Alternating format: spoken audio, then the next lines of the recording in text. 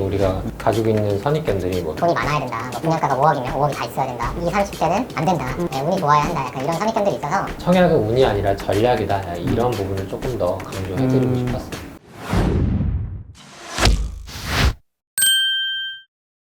안녕하십니까 집술랭 구독자 여러분, 저 집술랭의 이종우 기자라고 합니다. 자, 오늘은 요새 정말 핫한 책이죠.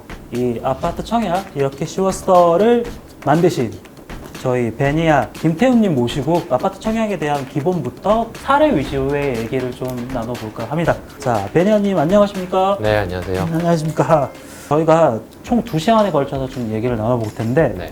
첫 번째 시간은 이 책 얘기부터 좀 해보려고 해요. 간단하게 책 소개를 조금 부탁드려도 될까요? 네. 이번에 제가 낸 책 제목은요, 아파트 청약 이렇게 쉬웠어입니다.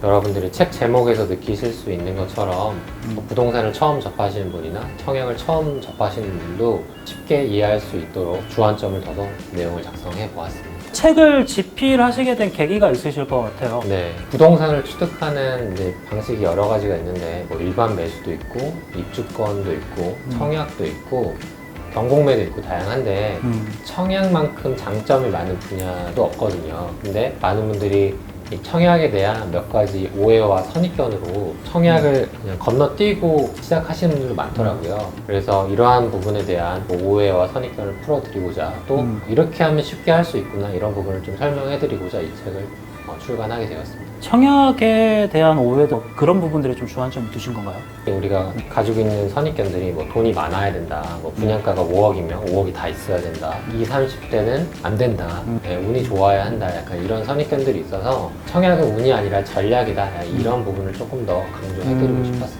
책 상단을 보시면 이 1년 만에 1000명이 넘는 불인이를 청약 당첨으로 이끄셨다고 했는데 기억나는 사례가 있으신가요? 네, 사실 모든 분들이 소중한 사연인데 소개해드리면, 이분은 원래 권투 선수였어요. 아, 복싱. 네. 아. 그러다가 소방관으로 전업을 하셨고 또 결혼을 하셨는데 또 뇌 관련된 수술도 받으셨어요. 초기 자본금이 많지가 않으셨네요. 그렇죠. 자금적으로 좀 어려운 상황이었는데 이분이 제 수업을 듣고 당첨이 되셨는데 알고 보니까 10년 전에 그 리조트 회원권을 계약한 게 있었던 거예요. 어렸을 때는 뭐 부모님이나 뭐 지인들의 권유로 끌려가서 서명만 하고 많죠. 오는 경우가 많잖아요. 별 문제가 없겠거니 하고 지나왔는데 특별공급에 당첨이 되고 나서 그게 문제가 된 거예요. 아, 부적격자가 되시죠. 네, 그래서 무섭게하고 소명해라 라고 해서 이분이 한 5일 정도 매일 모델하우스에 100km 정도 거리가 되는데 매일 가면서 좀 도와달라, 어떻게 하면 되겠냐, 소명할 수 있는 방법에 대해서 팁을 얻어서 계속 소명하고 결국에는 소명을 하셨고, 그래서 이제 이분이 이제 후기를 남긴 거 보면 아이가 자고 나서 이제 혼자 방에 앉아서 막 이렇게 눈물을 막 흘리셨다고. 5일 동안 계속 100km 밟으면 진짜 힘들죠. 또 아파트 청약 어렵다고 생각하시는 분들이 많다. 네. 라는 거는 좀 분명한 사실인 것 같아요. 네. 근데 그런 오해는 좀 어디서 나왔다고 보세요? 그분들이 이제 다른 투자를 통해서 수익을 냈기 때문에 예를 들어서 뭐 갭 투자나 뭐 입주권이나 이런 걸 통해서 수익을 냈으니까 굳이 왜 기다렸다 이거 하냐, 약간 이런 관점이었던 것 같아요. 저는 그럼에도 불구하고 청약은 당첨 즉시 4억, 5억 이렇게 수익을 낼 수 있는 상품은 없거든요. 또 작은 투자금이잖아요. 때문에 주택을 처음 취득하는 무주택자나 뭐 신혼부부나 이런 분들이라면 반드시 알아야 한다고 생각하고 한 번은 꼭 공부해봐야 되지 않을까 싶어요. 이게 책을 읽다가 저는 궁금했던 게 돈 없어도 청약이 가능하다라는 말을 해주셨어요. 근데 약간 일반인들이 납득하기 좀 쉽지 않은 것 같아요. 네. 왜냐면 그래도 어느 정도의 자본금이 필요한 거니까. 네. 사실 돈이 없을수록 청약을 해라라는 말이 좀 더 정확한 것 같거든요. 1년에 열심히 직장인이 모으면 한 2, 3천만 원 정도 모은단 말이죠. 거기다가 이제 신용대출 받으면 한 5천 내외일 거라고 생각해요, 1년에. 그러면은 이게 딱 아파트 청약 당첨되고 계약금 정도이거든요.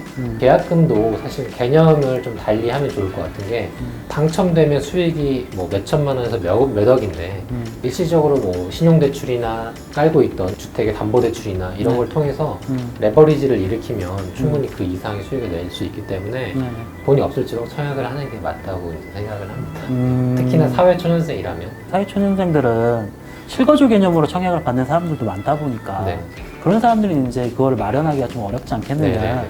이런 우려는 분명히 좀 있거든요. 네. 팔지 않으면 사실 차익이 뭐 실현된 게 아니니까 그 이자에 대한 부담을 느낄 수 있는데 네. 청약은 일단은 잔금 치를 때 한 번에 계산이 되거든요. 네. 3년 후에 일단은 계약금 10% 넣어서 계약하고 네. 그다음에 중도금 대출이라는 게 있어요. 그게 이제 청약에서의 큰 장점이거든요. 레버리지를 일으킬 수 있는 거.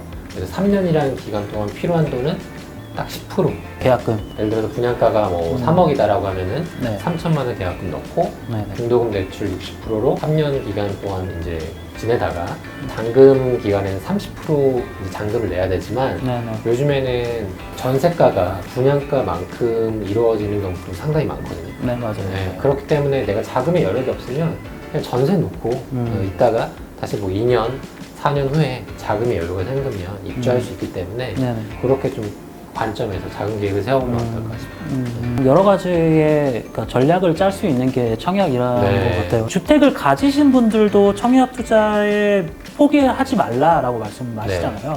그 이유는 또 무엇일까요? 청약은 수익 관점에서도 좋은데 부동산을 공부할 때 정말 기초가 되거든요. 그 기초를 다져놓으면 실력을 키울 수 있기 때문에 또 저는 다주택자 입장에서 청약은 상승을 알 수 있는 신호탄이라고 비유를 해요. 뭐 어떤 지방에 청약 통장이 막 몇천 개가 들어오고 경쟁률이 막 뜨거워지면 그쪽 분위기는 이제 뭐 이제 좋아지면 알 수 있거든요. 그 인근의 구축 갭 투자를 할 수도 있고. 뭐 제가 이제 이 책을 보면서 느꼈던 게 사례들이 너무 재밌는 거예요. 네.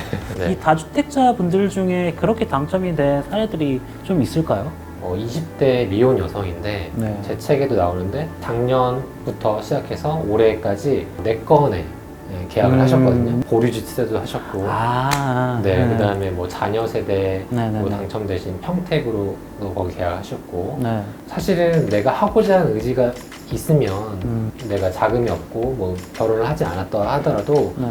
충분히 기회는 있다라고 생각해요. 그러한 사례를 또 책에 많이 담아요. 네. 분명히 기회는 있을 거라고 생각해요. 싼 데는 또 그 싼 이유가 있을 수 있거든요. 맞아요. 네.